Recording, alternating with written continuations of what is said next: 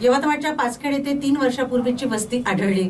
दरम्यान या ठिकाणी वापरात असलेल्या चुली तसेच उत्खननामध्ये महापाषाण लोहयुगीन काळातील घरे यासह इतर वापरण्यात येणाऱ्या भांडी आढळून आल्यात। यवतमाळ जिल्ह्यातील बाभुळगाव तालुक्यातील पाचखेड येथे 26 मार्च 2025 पासून संत तुकडोजी महाराज नागपूर विद्यापीठांतर्गत प्राचीन भारतीय इतिहास, संस्कृती आणि पुरातत्व विभागाचे प्रमुख प्राध्यापक डॉक्टर प्रभाष साहू आणि प्राध्यापक डॉक्टर प्रियदर्शी खोब्रागडे, सहसंचालक नागपूर विद्यापीठ यांच्या मार्गदर्शनाखाली उत्खनन सुरू आहे।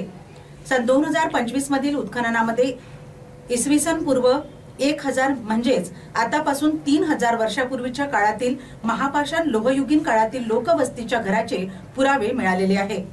महापाषाण लोहयुगीन काळातील लोकवस्तीमधील घरे हे गोलाकार आकाराचे असून कुडाचे होते।